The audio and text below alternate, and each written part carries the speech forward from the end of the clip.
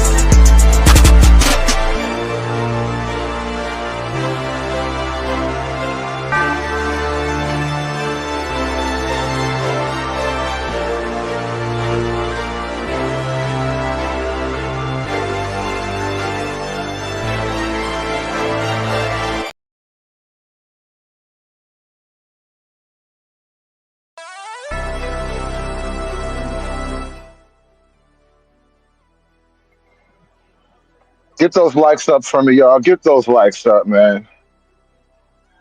You know, I really wasn't on plan. I wasn't planning on doing this, but I had to do it. I had to do it. Like I literally pulled over.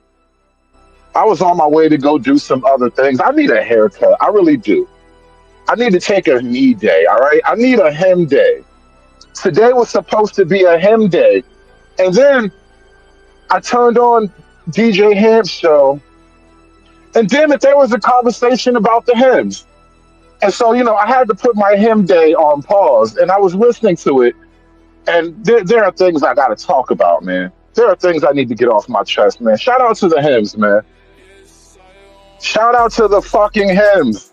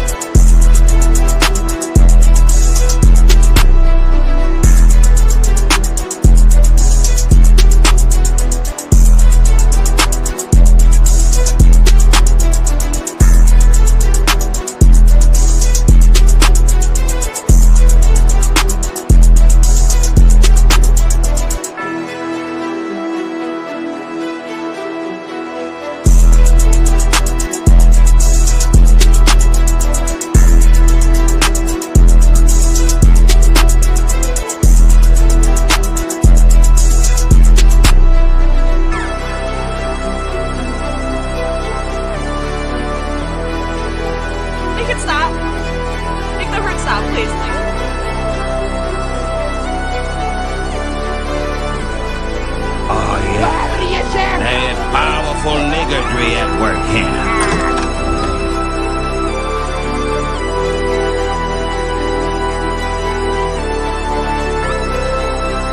But black power starts with black women. It just does.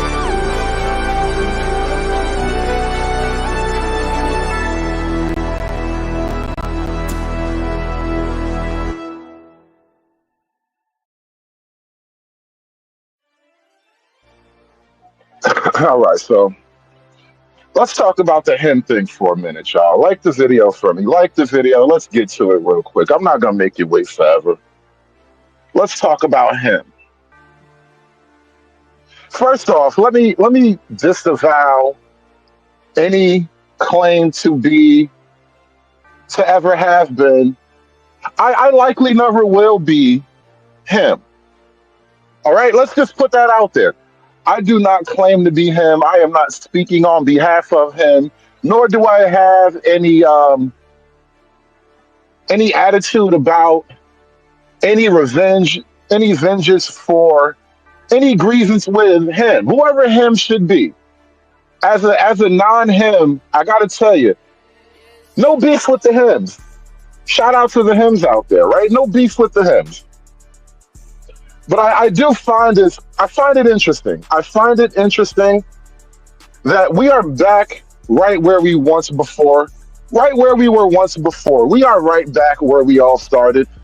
Everything that is old will eventually be new again.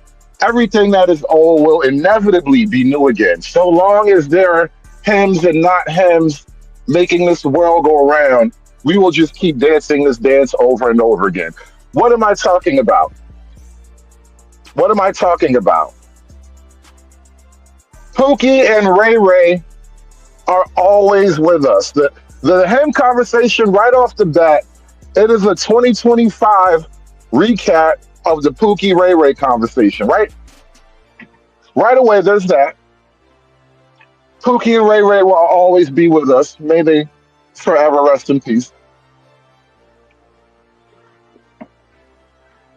But that's really where the hymn conversation was born. The hymn conversation was really born of the Pookie Ray Ray debate. And then remember this.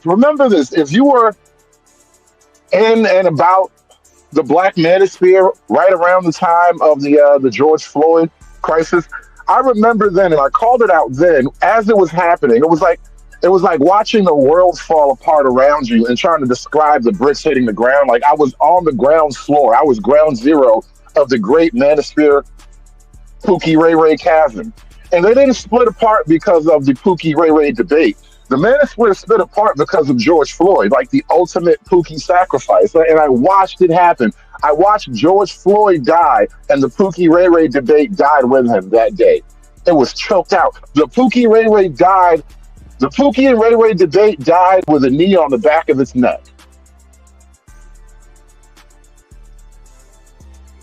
And so now that enough time has passed, now that we have gathered our strength again and we've called our banners to war, the Pookie Ray Ray educated lame debate is back. Pookie and Ray Ray are always with us. The war was never won, therefore it was never over.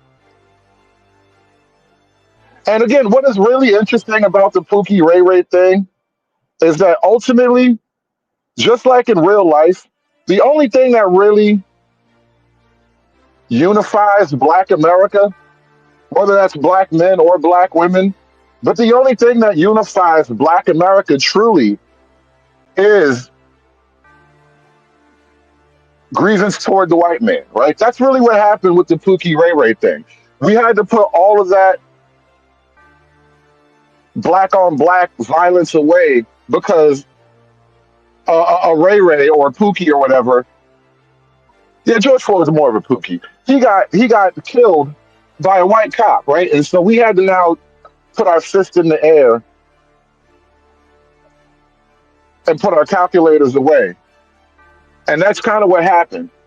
And so I don't think it's I think it's completely ironic that we are right back where we started, right? Shout out to the new Manosphere. This is like version 4.0 right now, right?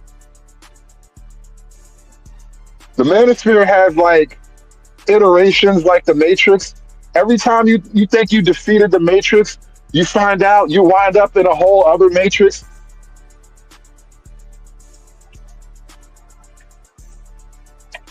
Every him thinks he's a Neo. That was really the ultimate bittersweet part of the Matrix. To find out that even your alleged revolution was actually a program in the Matrix itself, right? Every him thinks he's a goddamn Neo.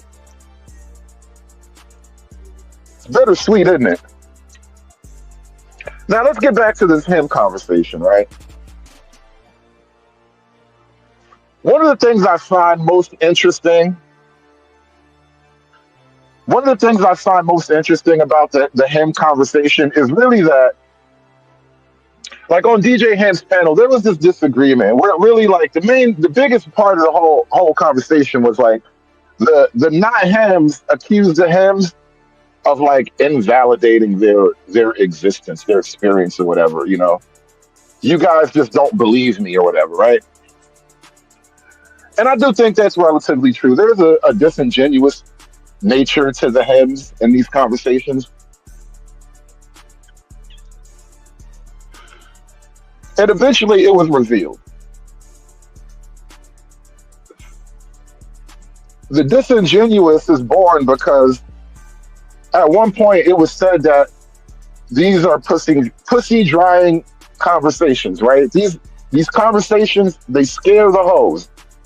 And you understand it is like a mortal sin in Black America to intentionally or unintentionally scare the hoes.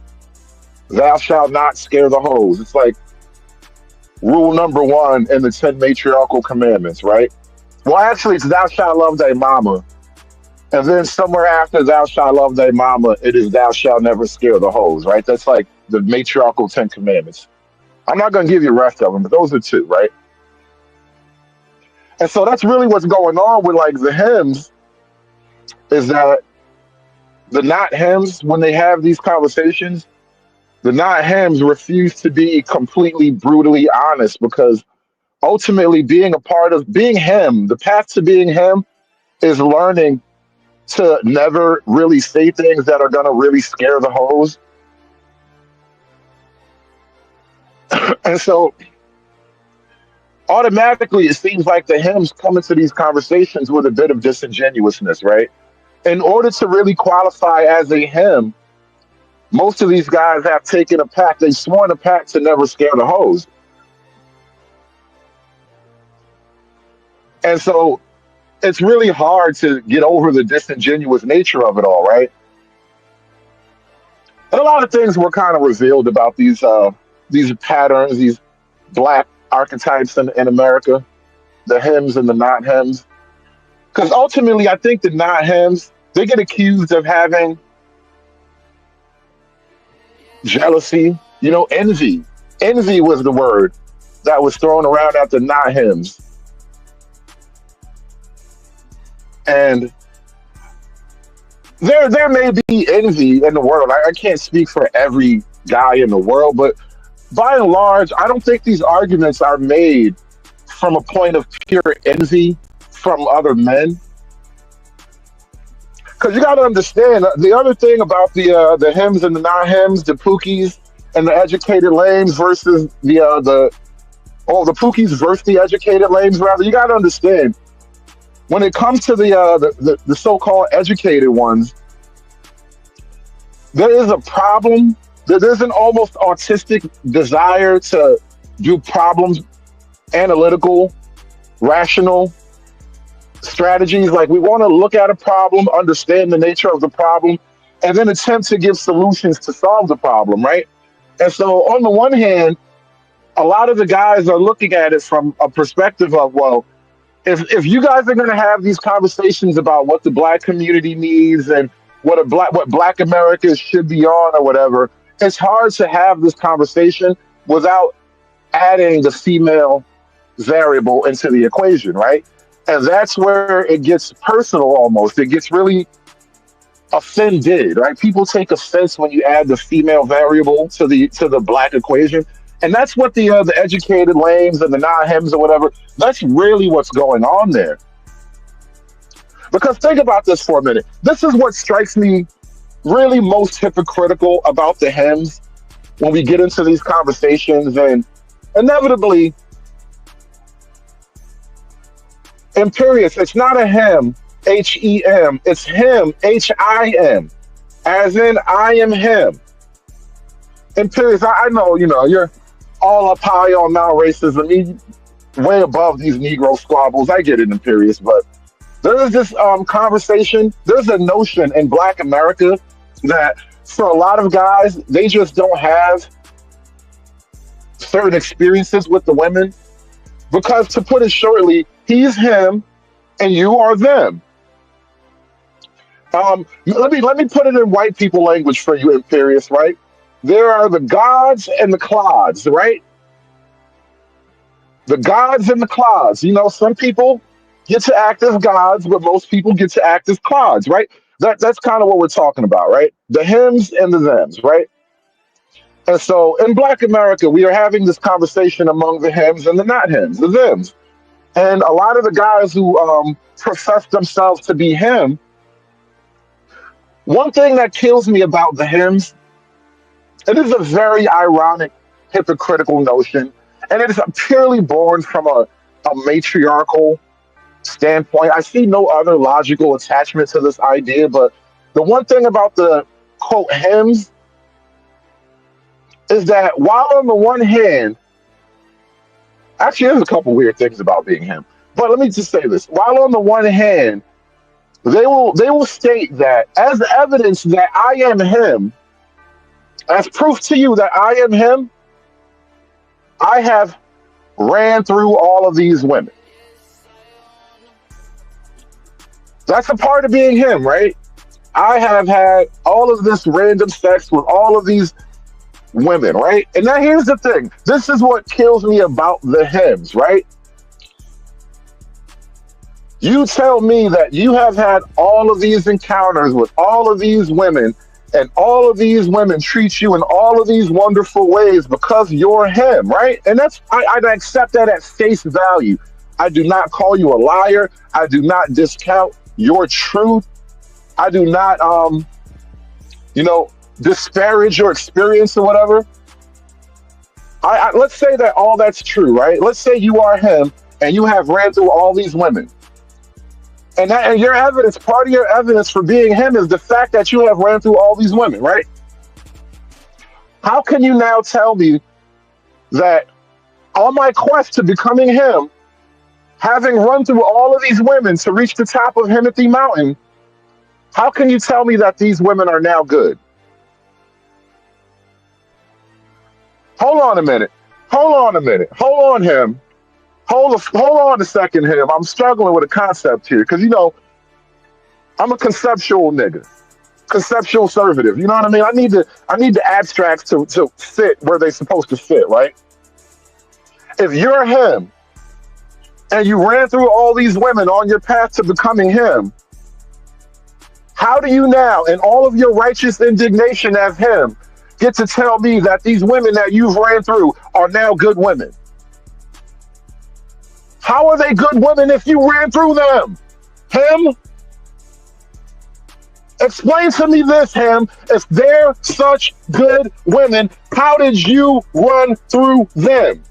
How? How? Tell me how. That's what kills me about the hymns, bro. Listen, if you're him, God bless you. God bless you. If you're him, every male pornographic sexual fantasy essentially boils down to being a him, right? So I got no smoke for the hymns in that regard. It's not like being a him is an undesirable thing, But don't sit here and tell me that all the women that you ran through on your quest to being the ultimate him, the absolute him, now that you're the absolute him, you're going to tell me that all the women that you absolutely smashed, they're now good women? How did they become good women?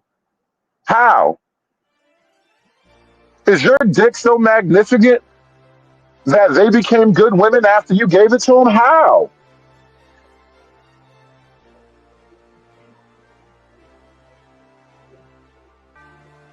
You see, there we go, Shaka. That's the cognitive dissonance, bro. Good women get ran through. What do you mean? What do you mean? Good women get ran through every day, B. She be alright. She tough, right? That's what they try to tell me. Good women get ran through. The hymns would have you believe the good women got ran through.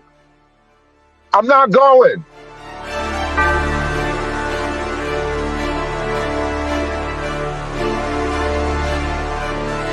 Yes, I own.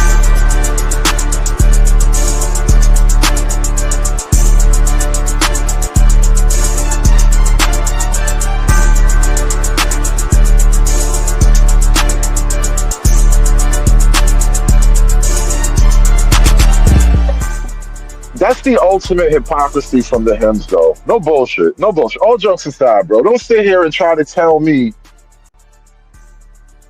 that they're good women and we have no right to criticize these good women. And you know for a fact they're good women because you sampled them all, right? You've tasted all 31 flavors. You're like, bro, they're all delicious. What do you mean? I stuck my finger in every one of these ice creams. What are you talking about? What do you mean? What are you telling me? No, bro, this is not gonna fly. This is never gonna fly. I don't give a fuck how high on him mountain you fucking find yourself. You can't convince me that the women that you ran through are somehow the good women that I should be desiring to get with. That does not fly, brother. I will trade in my black card. I will feed my black card to a paper shredder. If you're gonna tell me that they're good women because you ran through them, you tasted them all, right? It's the bullshit I'm talking about, bro. It's the bullshit, bro. And nobody in the Himothy conversation wanted to point that out. Nobody in the Himothy conversation dare go there. You know why? Because it's too damning. It's too damning. It cuts right to the bone. And this is why I'm the fucking bad guy. This is why I'm the bad guy. Because I cut right to the bone. I don't have time to be doing all of this filet mignon. Get the good cut of beef. I'm not trying to get to the sirloin. I'm cutting to the bone, bitches. That's what we're doing. That's why I'm the bad guy. You niggas want to dally around the truth because you're fucking him. No, you be him. I'll be the bad guy. You need people like me so you can point your fucking fingers and say, that's the bad guy. Fuck you. You're all pricks.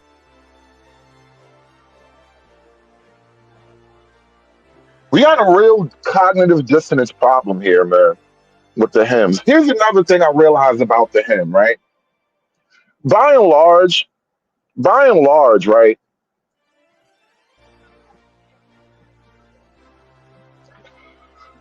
The measure of a hymn is weighted against the value of pussy, right? Let me be a little bit cleaner. The measure of a hymn is weighted against the weight of box, right? The more box and the more quality, I guess, box you've attained, the more you can say that you're him, right? Because, like, if you went to school and you got good grades and you graduated from, like, Duke University, you graduated from Northwestern, you graduated from a great school or whatever, and you got a great job, you don't necessarily get to claim him by black standards, right?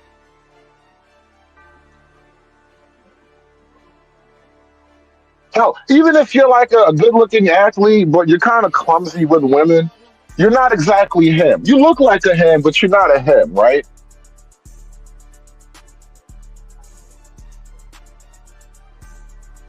The concept of him, at its heart, really, really, when it boils down to it, you're a him because the women told you you're a him.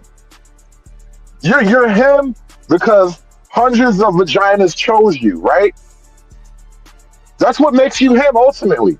Because if you have all of these real world self-achievement, self-improvement accolades, if you have all of these stripes on your manly chest, but the box always tells you no, right?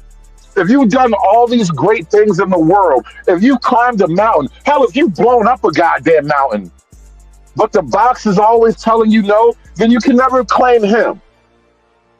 You're never a him unless the box claims you repeatedly, over and over again. Two at a time sometimes, right? The box has to claim you often enough for you to be him, which ultimately is to say that women decide what's a him. You're a him because her pussy told you she was. You're a him because the box chose you. Now, doesn't that invert the idea of being a him in a weird way? Dudes are fighting each other. Dudes are threatening each other with gunplay. Dudes are willing to pull up on each other at each other's house over the idea of who's him and I'm him. You're not him. How dare a not him talk to a him this way? Dudes are do the most because they feel like they are him. But ultimately, a bitch told you were a him, and now you're willing to kill for it. You're willing to die about this him life, bro. You're gonna die over this him shit. It's crazy when I think about what it means to be him in the black universe, right? And then these same dudes will look you in your eye and tell you that no woman runs them. But at the same time, their entire self-identity, their most boastful self-attributes actually boil down to the box chose me. That makes me better than you.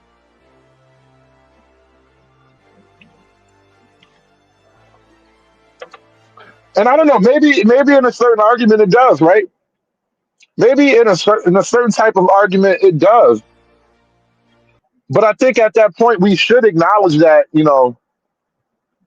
she decides who's him.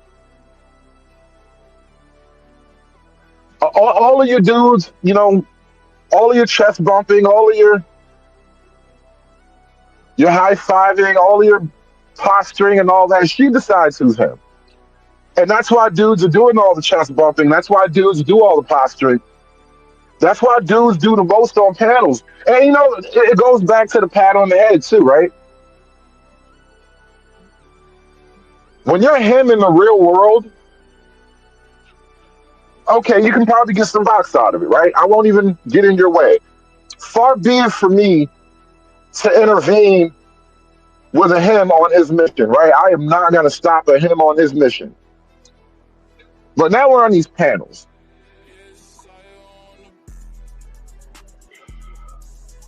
And the purpose of these panels is not to get the box, right? At least that's not what I thought it was. I thought we were talking about issues, problems, patterns of behavior, phenomena. I thought we were here to talk about things, right? But I think dudes, even in their attempt to talk about things, they have to always keep the box paramount, which ultimately corrupts the conversation about actual things. Remember, don't scare the hoes.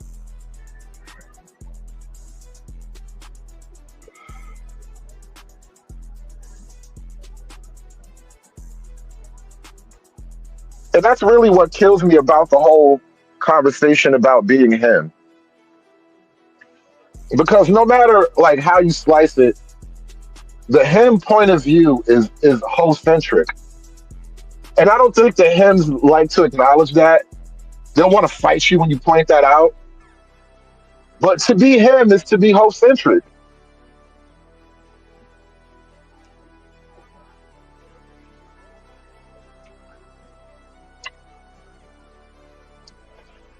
Like Copernicus out here setting up a new model of reality.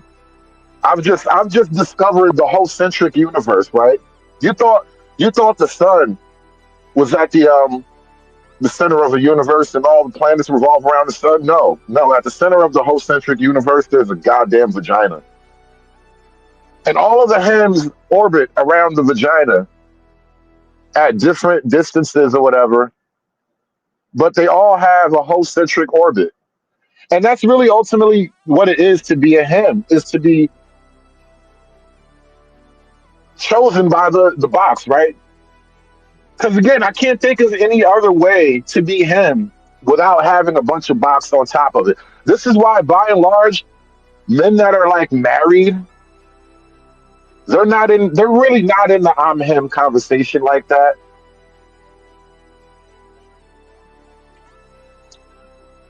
I mean, how are you him, but you've been locked down to one woman, committed all this time, right? Not that I'm against the married guys. I don't really want to take a dump on the married guys. Ultimately, I think a good marriage is the ultimate setup. But I think you're out of the him game, which is why like a guy like Anton Daniels rubs people the wrong way because he's like, I've been married to my woman basically right out of high school, which is to say that he's known very little, if any, other women, and you can probably say something as much for her. So it's like he's like an anti-him, claiming him. It's a weird thing. But ultimately, the him is, it's based on the box, right? The amount of box, the ease and the access to the box that you have.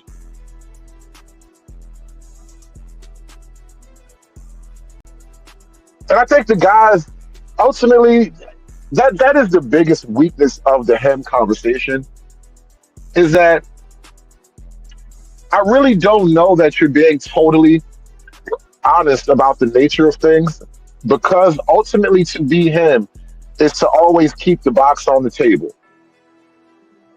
Whereas, and here's the other, this is a weird part of like embracing identities or whatever, right? Like when you accept that, I'm just going to be what I am, whatever that may be to you. I don't really care about leaving box on the table. You know, I've had a lot of box in my life, and it's great. Don't get me wrong. It's great. It's wonderful. It's nothing like it. But there's literally so much of it out there, and it's not that hard to come by. So it's like perverting my ideas, perverting my conversation, couching my language, refusing to admit an obvious truth because I would like to leave box on the table. I want to keep that box there just in case I might need it later. That really feels icky to me in the context of having a YouTube panel conversation. It feels icky. And I accept that. I get that. Aaron C would like to know, how much box do I need to qualify as him? That's an interesting number, bro. I can't quantify that for you.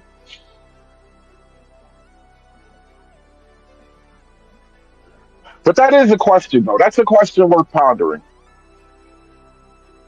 Being part of the educated crowd, now I can see all kind of mathematical formulas going through my head. It's like that one meme where all the numbers and formulas just start flashing through my mind. Like I'm trying to work out which set of equations can figure out that scheme for me. But that is ultimately a question for the non-hems, right?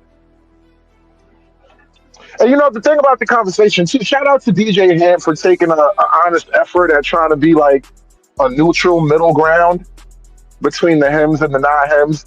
But ultimately, I do think the hems point of view, it really just boiled down to you niggas ain't shit and you're jealous, right? Which is technically the female argument. I mean, like, if you can boil the female point of view in the gender war down to a few basic overall points, it's you niggas ain't shit and you niggas is jealous, right? That is kind of what the hems argument boiled down to, which basically makes it, hoe-centric, as I called it out before. And I think, it's one of these problems. It's a conceptual reality that niggas will never get out of.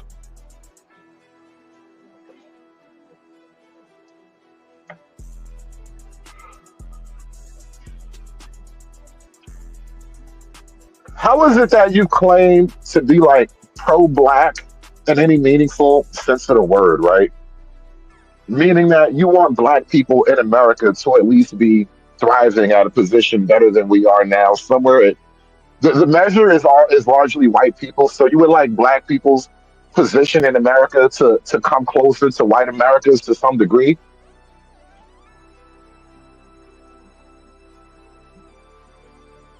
And then at the same time, I would argue that if you want what other people have, if you want the success that they have, you have to do the things that they've done. You have to model the success. You can't just model the outcome. You have to model the actual input, right?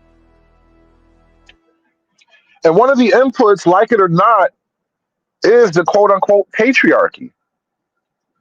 And this is where I think the hymns get ultimately disingenuous. And this is why the whole conversation about leaving box on the table becomes really paramount. On a YouTube panel, there is no real box to be left on the table. Very few people on YouTube panels are even within proximity to make it practical. Like, I could argue if we were having if everybody here was from Philly, one thing, right? If everybody here was from Brooklyn, one thing. If everybody here was from Los Angeles, right? That's one thing. But it's literally a global conversation, right? Just people calling up from the UK all the time. Yeah, somehow the guys on the panels, they always act as if they actually are leaving box on the table. Therefore, they have to not only act in a relatively disingenuous way, but ultimately dirty Mac against the guys on the panel. You know, I got to show off for the box. You know, remember how you used to have that one friend who was always doing a little bit extra anytime girls came around? You know, that's what winds up happening, right? And here's the problem. Like, remember, we're talking about the whole context of the black community and all that stuff, right? You can't be him in a land of chaste, moral women.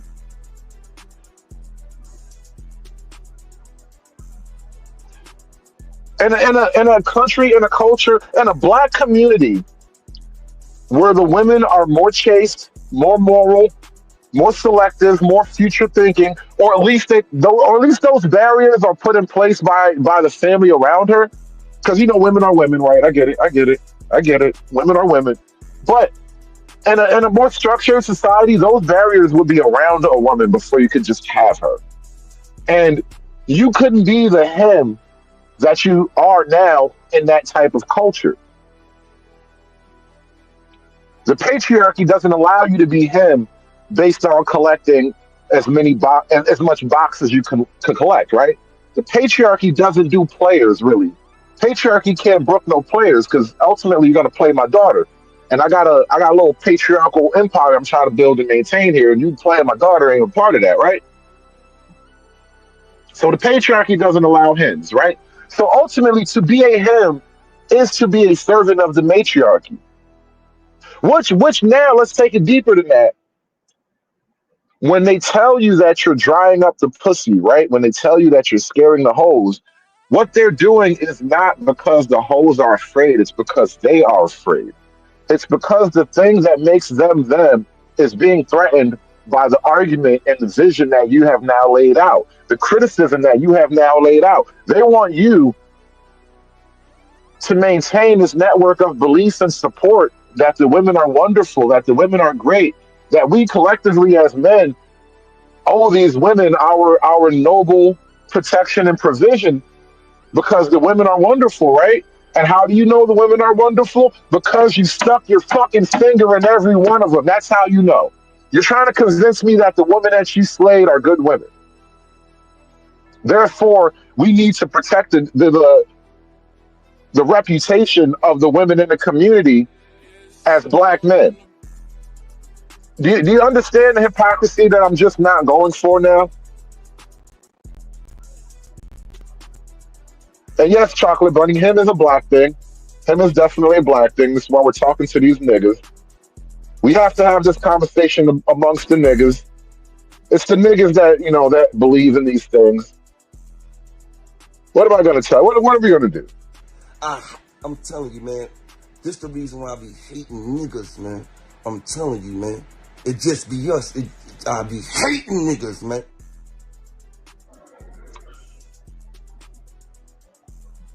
And that's really the ultimate betrayal of the hymns.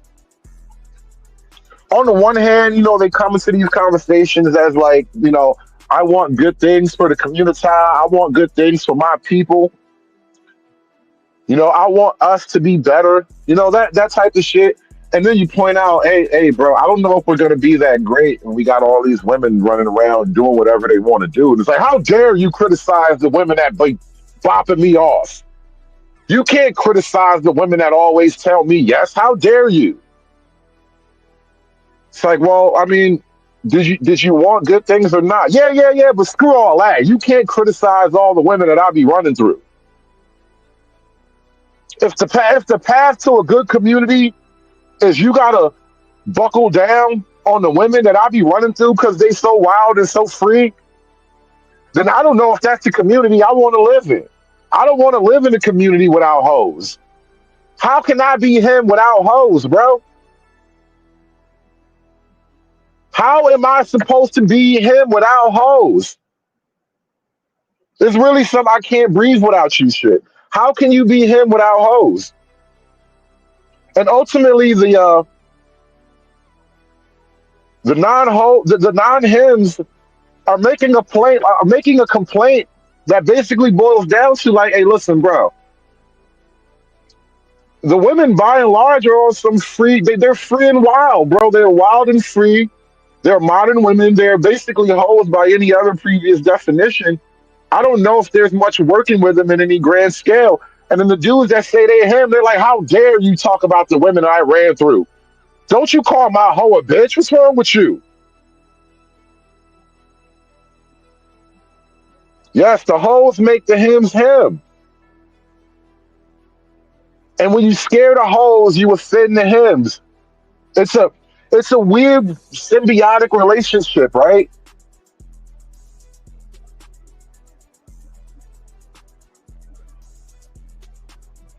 It really is. It's a symbiotic. It's a hobiotic relationship. You know, the hoes live on the love and support, really, of the non-hymns, right? Because it's like the alpha beta thing, 80-20 rule, alpha fucks, beta bucks, that kind of deal.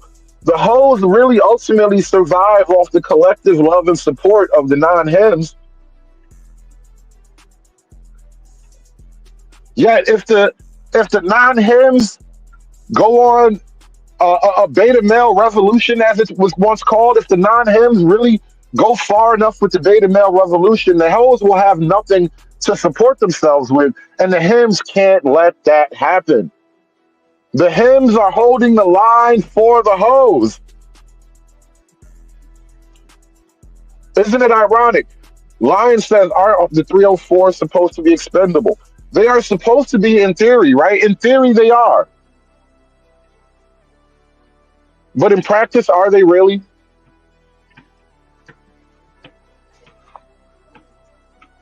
Are they really expendable?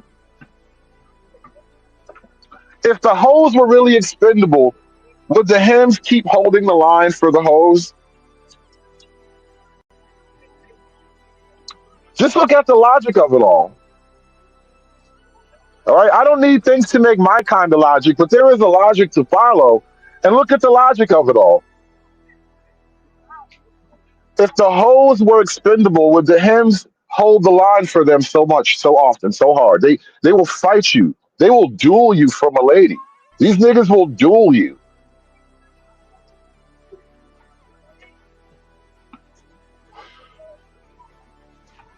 Duels have been offered.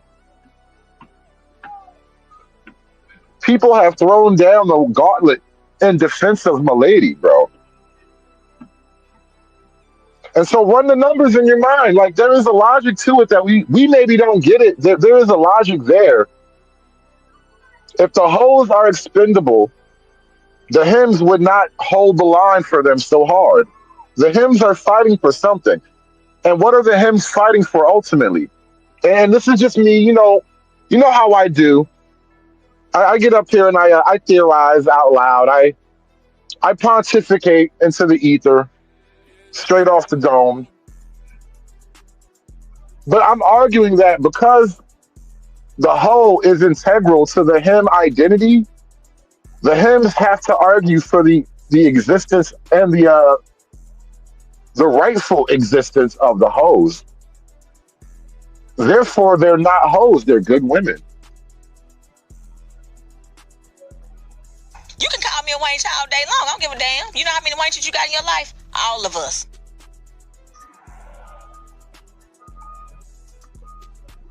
The hymns have to defend the idea that the hoes are good women, because how else could you be a hymn without the hoes? Your hymnness was built on hoes. You couldn't be him in a world of morally chaste, sexually disciplined women. You couldn't be him in a world where women were behind the protection of people who had a moral, disciplined, rigid structure around her. You could only be him in a land of hoes.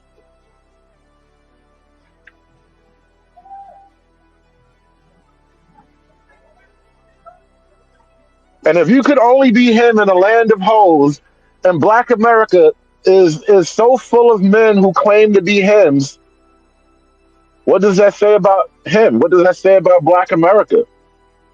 What does that say about everything?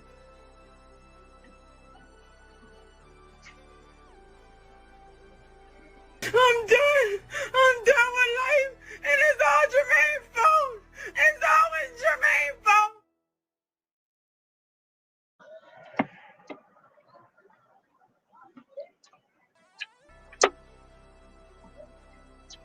Hey, and speaking of expendable, right? Think about the dynamic we just discovered. Now let's run this dynamic a little bit further. Let's game this theory out to the next equation.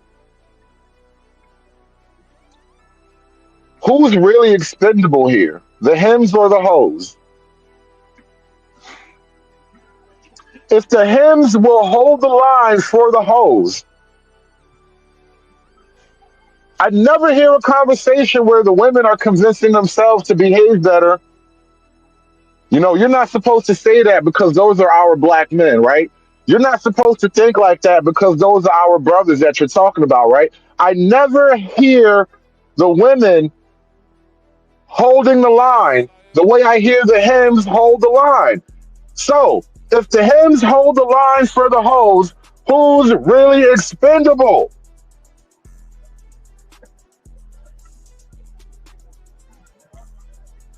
Who's really expendable if the hymns hold the line for the hoes, brother?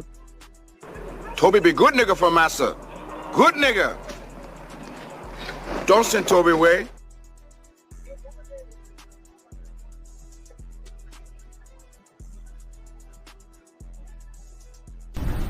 If you think I'm here to play around with y'all, God damn it, I'm not. All right. Give me the money. Give me the money for I was you. Give me the money.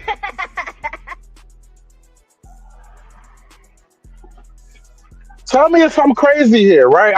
I'm really just, trying to parcel through, the conversation that I was listening to. And it's not really a personal thing. I can't even really name names outside of DJ Hamp. But I'm just kind of vibing on like the archetypes that were back and forth on both sides of the argument here. And I just really kind of stumbled onto that reality just now. Because, I'm kind of extemporaneously working my way through this problem. If the hymns constantly hold the line for the hoes, then who's really expendable?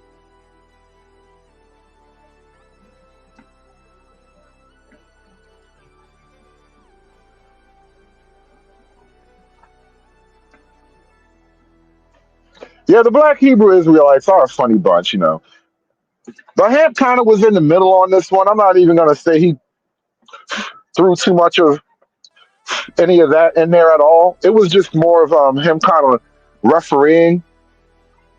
But even from any hardcore religious Old Testament type of perspective, there is no real room for a hymn, right? There is no biblical hymn. I mean, technically, there's only one hymn in the Bible, and that had nothing to do with keeping the hoes mad, right? Him was not afraid to scare the hoes too, but like that's a whole other thing. There was only one hymn in the Bible. And so it is really weird that a lot of these guys do have a sort of weird religious element to them. Yet there's this conversation about him. There are no hymns in the Bible. The good book don't preach no hymns, man.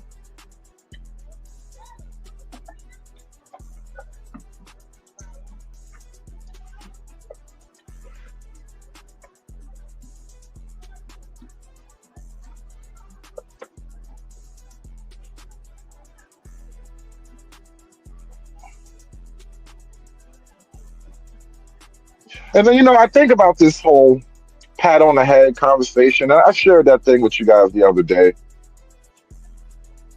How dude wanted to get a head pat, and I'm asking myself like, all right, the hymns are holding the line.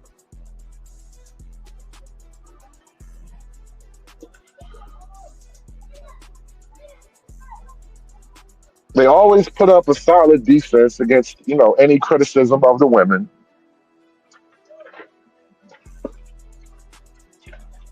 Loyal soldiers, right? The loyal soldiers. And they're not even like mercenary soldiers. They're not out here as soldiers of fortune. I'll fight for any war. They are loyal to the gang, right? Loyal soldiers. And now I have to ask, what do you get as a reward for your soldiering, right? What is the ultimate reward for being him? Because if him is measured in, your ease and your access to the box right there, right?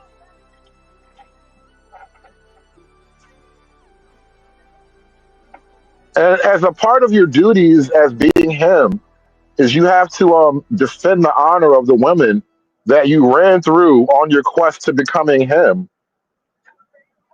And now you're here on these panels day in, day out, doing the Lord's work, defending her honor and her nobility, her nobility. Now that you're out here drafted into the him army and you have to fight every day on a YouTube panel to defend her nobility, what is the grand reward for being a him?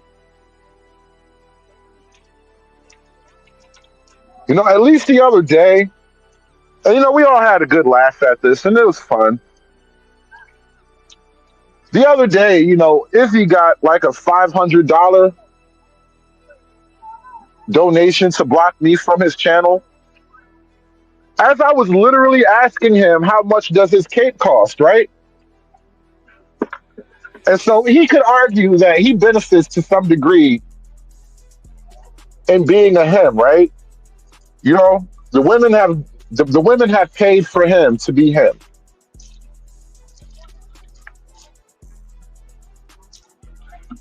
And then I have to look at the rest of you guys who do it strictly for the love of the game. You don't even have a channel. If you do have a channel, you ain't really getting no money from it. But you just be on panels day in, day out, doing the Lord's work. And I'm be curious, like, what's the ultimate reward for being a him?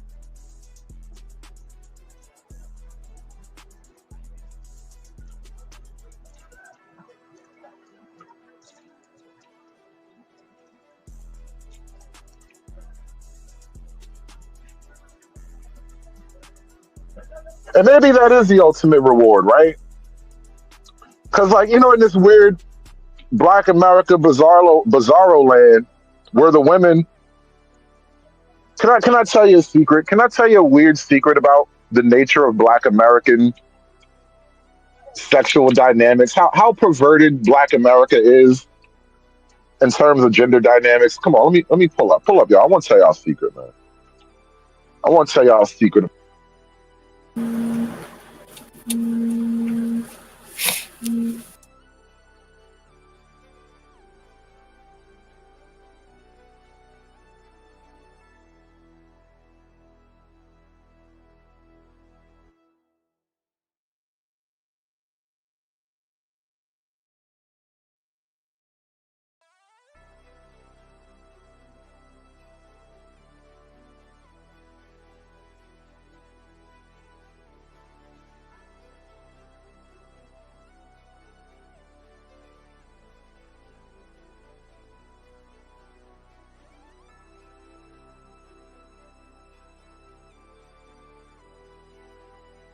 My bad, y'all. I had a phone call. I'm about to get out of here in a minute. My son just called me. I gotta go pick my kid up in a little bit. But damn it, shit just totally broke my train of thought. Oh yeah, all right. So, what do you get for holding the line?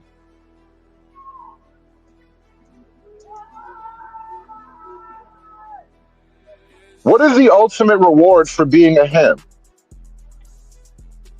Yeah, I got to go pick up him in a minute. No bullshit. My son just called me. He like, what's up? Are you ready? Nah. He ain't, I'm not late, but we. It's almost time to go. It's almost time to go. I do got to go pick him up though. Shout out to my little him, my future him. But nah, what's the reward for being a him?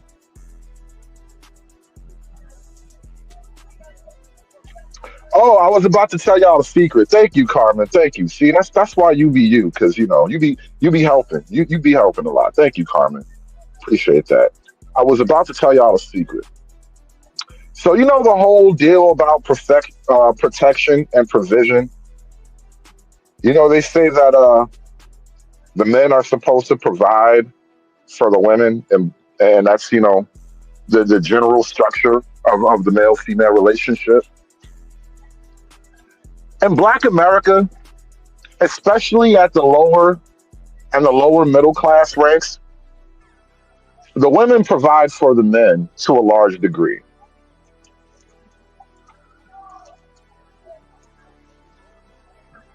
I'm not going to say it's total domination economically. No. I'm not saying that at all. But to a large degree,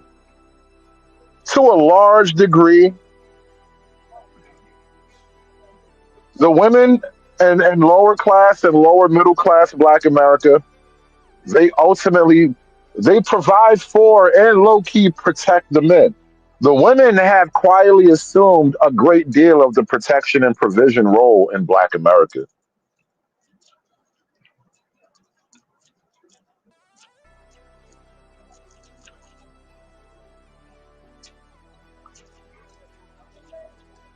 And a part of being a him, a part of being a him,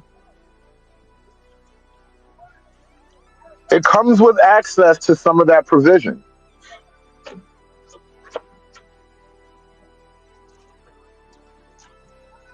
Now, I'm not saying that you get that on a panel all the time. Not everybody's going to be able to completely finance or completely be financed in that way. But in Black America, there are a lot of hymns who have completely embodied the total inversion of the protection provision dynamic between men and women. And so I'm arguing, I'm postulating, because I be postulating and stuff, right? I am postulating that as a group, not necessarily directly one for one, but as a group, the men are holding the line for the so-called trickle-down benefits of being a him, right? So, like, think about it from an economic perspective. How many hens didn't eat well in the last 6 to 8 weeks of a snap shutdown, right? How many hens were directly affected because his woman couldn't get everything that she was normally going to get that month, right?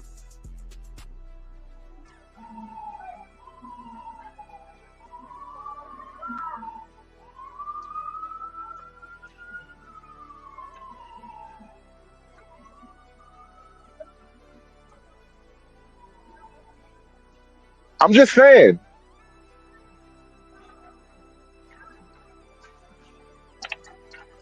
How much of being a him is built on being supported by the women, who are in turn supported by the government, which is really supported by the vast army of not hims, right? the collective taxpayer, the collective beta.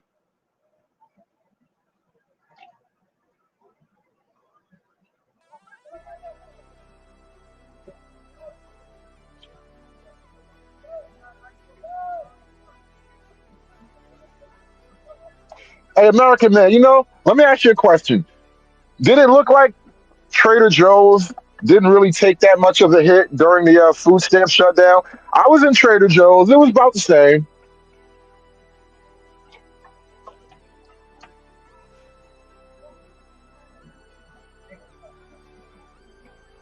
Shout out to my man Anton with the $2. We're gonna wind this down in a hot second. I gotta get up out of here in a minute, but I just had to get some thoughts off my chest about this whole conversation they were having up there earlier.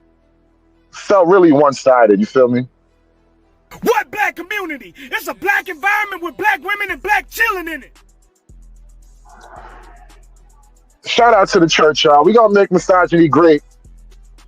Brick by brick, y'all. We gotta make misogyny great again, y'all. Somebody had to do it. I am the chosen one. Somebody had to do it.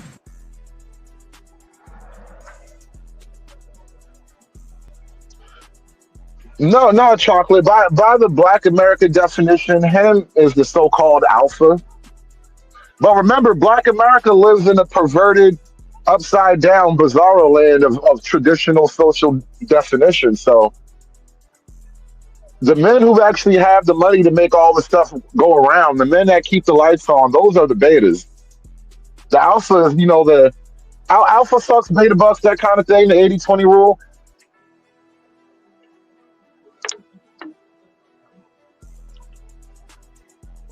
But I'm just saying, I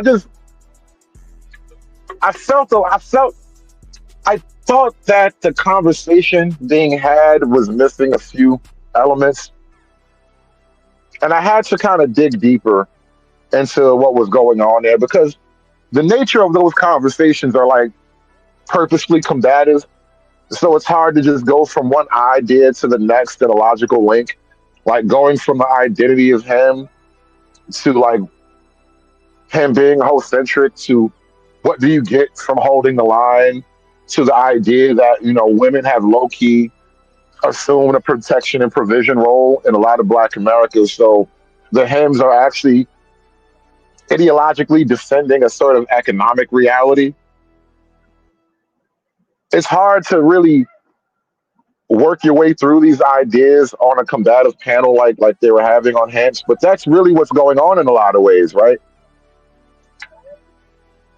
It is really transparent when you start to peel it back and see through all of the little intricacies of it. But that's what we're dealing with. An economic reality that is being defended on some type of weird pseudo moral ground.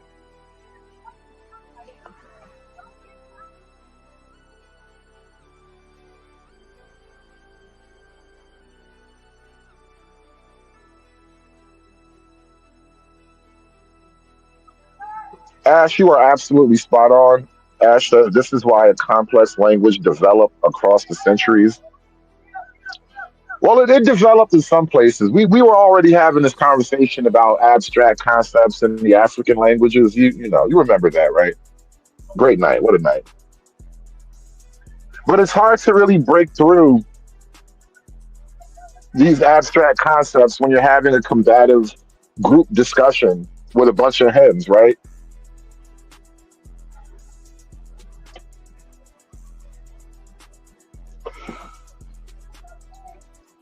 This is why I like you guys, because you're like a weird group. And it's like I'm having voices in my head, but it's legitimate because there's a real people in here. I'm not crazy. So I can have this conversation with the chat, and the chat can help me out a little bit. Like Alex is saying, the expendable him sounds like a failed superhero.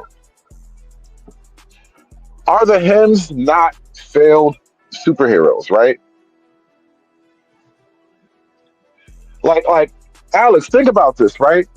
And all of your years as him, what have you saved? What have you built? What long lasting legacy have you established in all of your years as him?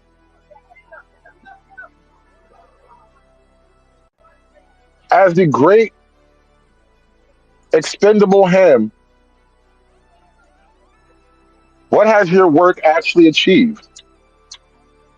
When you climbed to the top of Him Mountain, what did you find? Like think about that. In your lifelong quest to be him, right?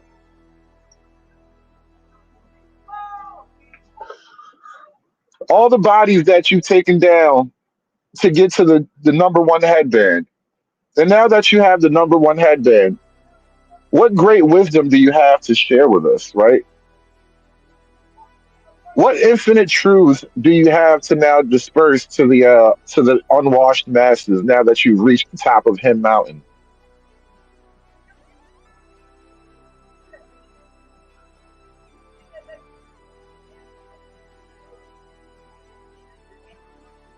Shout out to Passport Bros Receipts channel. Get them likes up, y'all. Get them likes up. Somebody throw $1 in the hat. Being him in Das Communita is like being valedictorian in a special needs class, bro. It reminds me of something I thought of a long time ago, bro. Even if you're the smartest dude in clown college, bro, you're still a clown. Like what is the great wisdom that you've gained by becoming him? Now that you're him, now that you're glowing, you're so covered in the feminine juices that you're practically glowing now. Now that you become a energetic ball of light, what have you discovered? What do you know that you can reward us with now? Tell us everything, all of your grand, timeless wisdom now that you've become a him. Like, what do you have? What was it all for?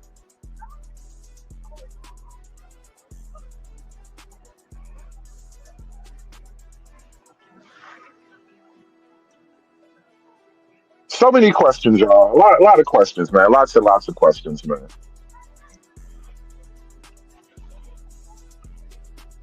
Like I said, man, shout out to the hymns out there.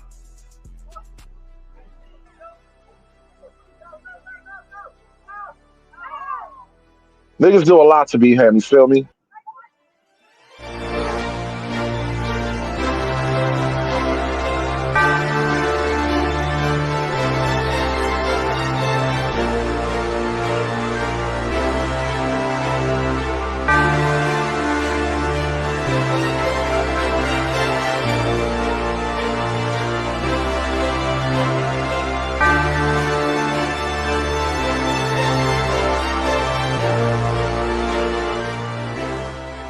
Shout out to all the hymns and the not hymns.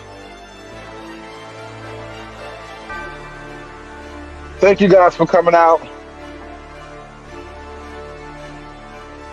Hit that like button on your way out of here.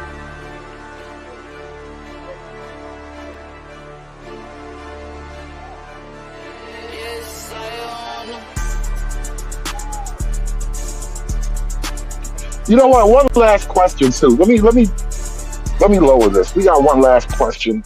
Let me leave you guys with one last question. Let's ponder this last thought here. What has him done for the black community? Yeah, we're gonna hit you niggas with that shit. We're gonna hit you with that one on the way out the door. What has him done for the black community?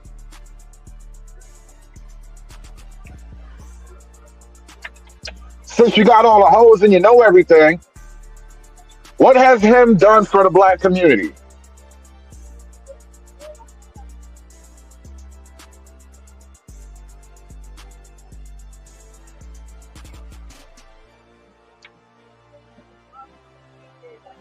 American Man says, can we get Miss Cantrell to say misogyny music at the beginning of this track?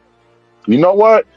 That's an idea. We gonna work. That's something to think about. I'm gonna write that one down. Come back to that. That's a great idea, but not this track. It's gonna be a track that's exclusive. We're gonna make a track just for that. What has being Himothy done for the community? Since you were him and you got all the hoes, I need you to tell me, what has being him done for the community? How has him helped the black community? All the hymns out there. That's some homework for y'all. DJ Hamp and the hymns. Shout out to DJ Hamp and the hymns, y'all. How does being a hymn help the black community? All right, I'm pitching show topics to you niggas. All the hymns out there. DJ Hamp and the hymns, bro. How does being a hymn help the black community? Think on that shit.